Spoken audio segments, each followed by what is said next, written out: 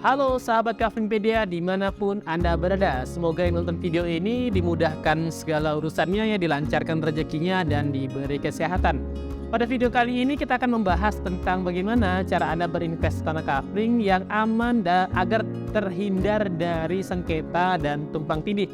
Karena biasanya nih ya, menurut pengalaman kami, beberapa konsumen itu khawatir ketika mereka ingin berinvestasi tanah kafling, tapi mereka khawatir kalau misal tanah yang dibeli itu sengketa atau tumpang tindih.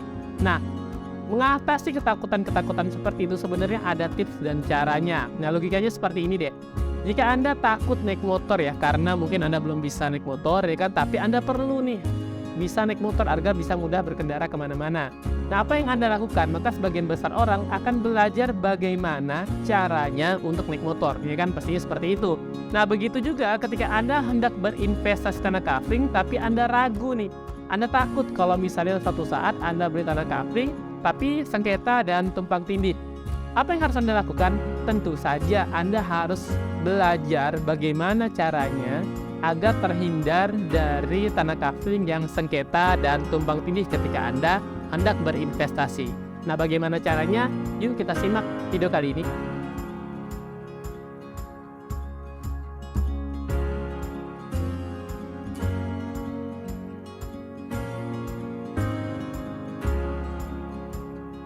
Oke, sebelum kita bahas tentang bagaimana 5 cara tadi ya, agar Anda terhindar dari investasi tanah kafling yang sengketa dan tumpang tindih, kita sama-sama harus ketahui dulu nih, seberapa penting sih investasi dalam kehidupan kita. Nah, kita tahu ya bahwa setiap tahunnya itu ada yang namanya inflasi. Nah, inflasi ini dalam tanda kutip ya, itu mencuri uang kita pelan tapi pasti. Ya kan, misalnya nih Anda punya uang 10 juta, ya kan Anda simpan di bank, sudah otomatis ya pasti Anda kena biaya administrasi, dan yang tidak diketahui itu adalah inflasi. Nah, inflasi ini sebenarnya membuat nilai dari uang kita ini semakin lama semakin turun, dan itu setiap tahunnya bertambah ya. Logikanya seperti ini. Kalau misalnya nih Anda waktu dulu beli bakso sudah dapat ya 10.000 satu mangkok. Nah, tetapi sekarang Anda untuk membeli satu mangkok itu perlu uang 15.000. Artinya dengan mangkok yang sama ya kan, Anda harus mengerogoh atau mengeluarkan uang yang lebih besar. Nah, itulah namanya inflasi.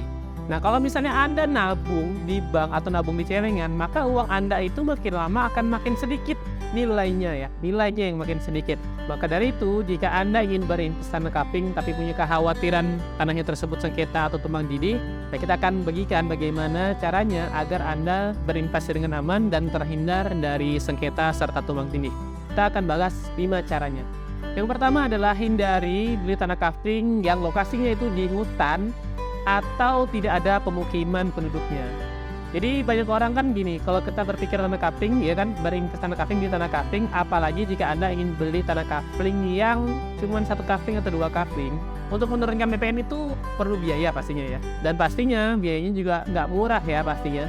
Nah, sedangkan Anda beli tanah kaflingnya secara kredit atau secara cash yang nominalnya itu hanya belasan juta atau paling nggak 20 jutaan deh misalnya.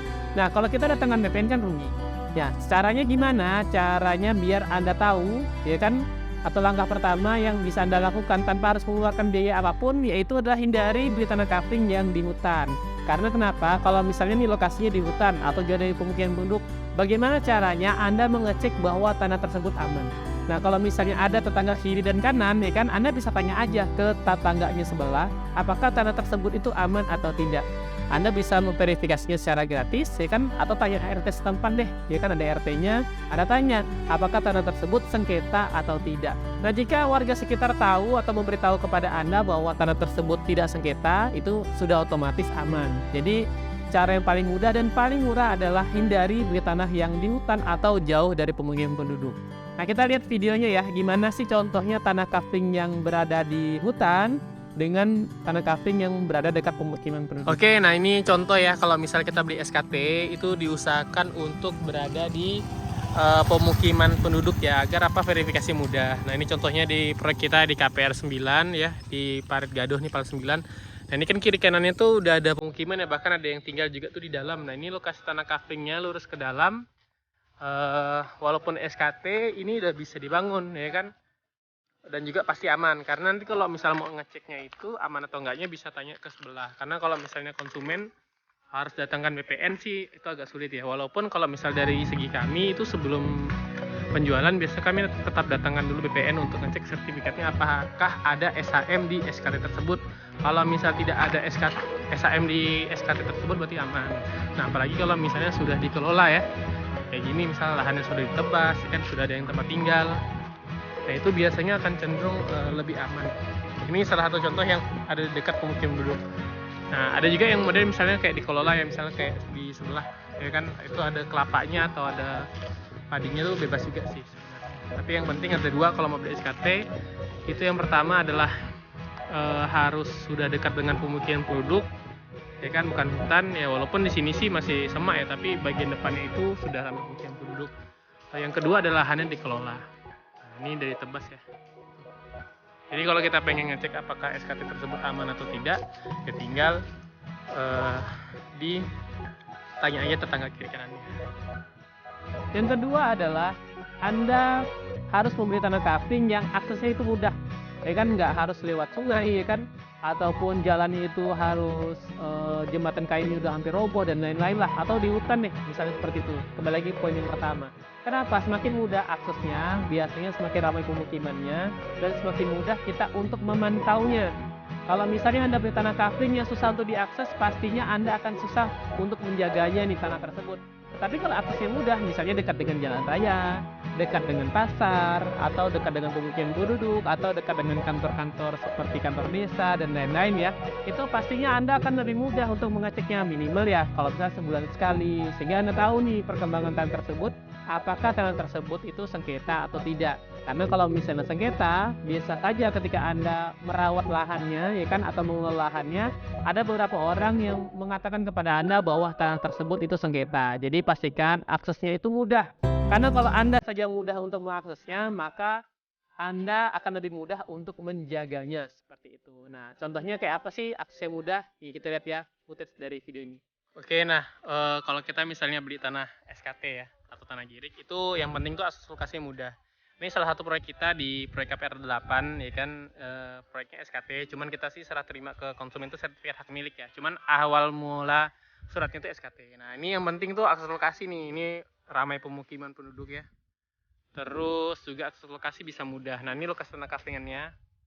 Nah, ini asal mula suratnya itu SKT. Dan ini rumah ini adalah bagian dari surat SKT. Jadi memang asal muasalnya memang orang yang di rumah ini yang punya. Jadi aksesnya ini mudah nih tuh.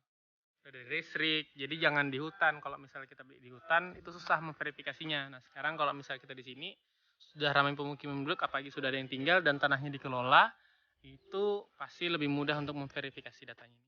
Tinggal tanya aja sama kiri kanan, gampang. Yang ketiga, karena lokasinya tidak di hutan dekat pemukiman penduduk, aksesnya juga mudah, bisa motor itu sampai ke lokasi tanah kaflingnya, nggak perlu jalan kaki atau bahkan bisa mobil.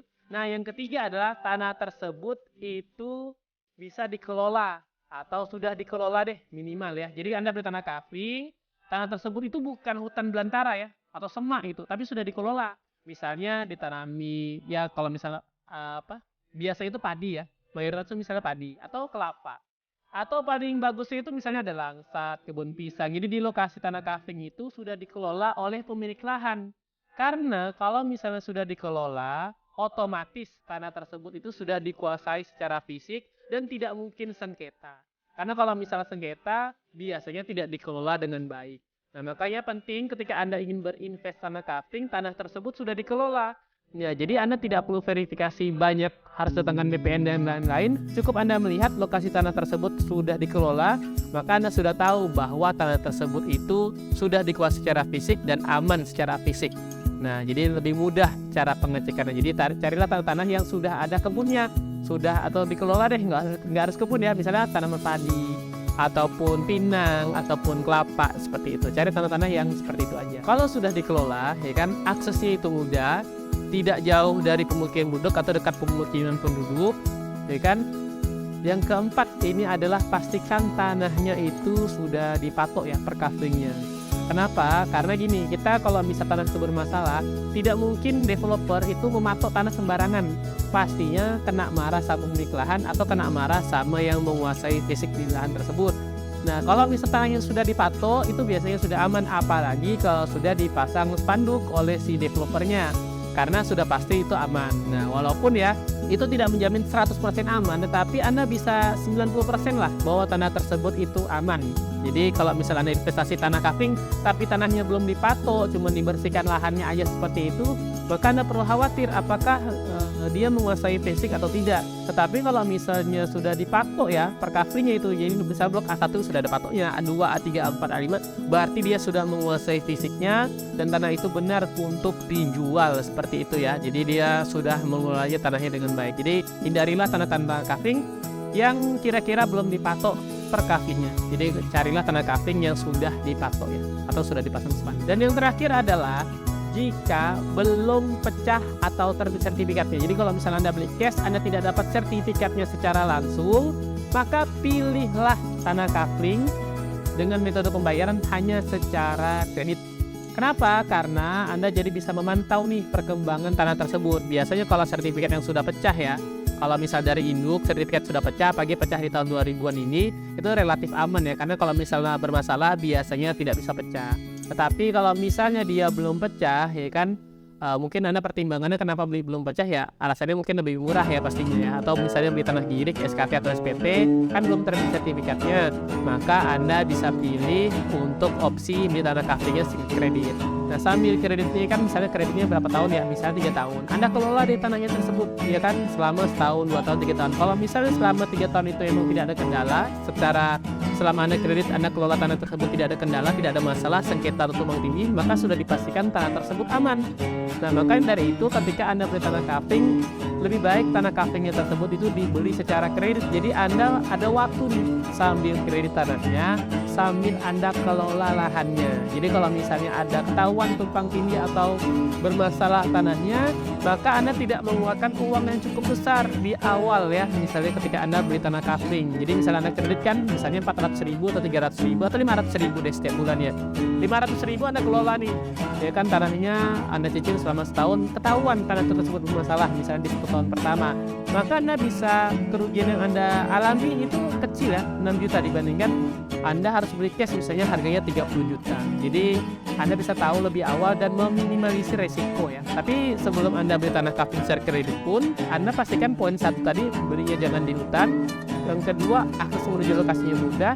Yang ketiga, sudah ada dikelola ya, ada tanaman di dalamnya, itu lebih bagus ya kan, walaupun kelapa, pinang ataupun padi itu bebas. Dan yang keempat adalah pastikan tanahnya sudah dipatok. Nah, kalau udah 4 ini Anda sudah verifikasi di awal, biasanya ketika Anda beli tanah kafling secara kredit pun itu sudah aman. Tetapi memang lebih untung beli tanah kafling itu secara kredit. Nah, kenapa beli tanah kafling secara kredit itu lebih untung? Nanti kita akan bahas di video yang lainnya. Apakah informasi tadi bermanfaat?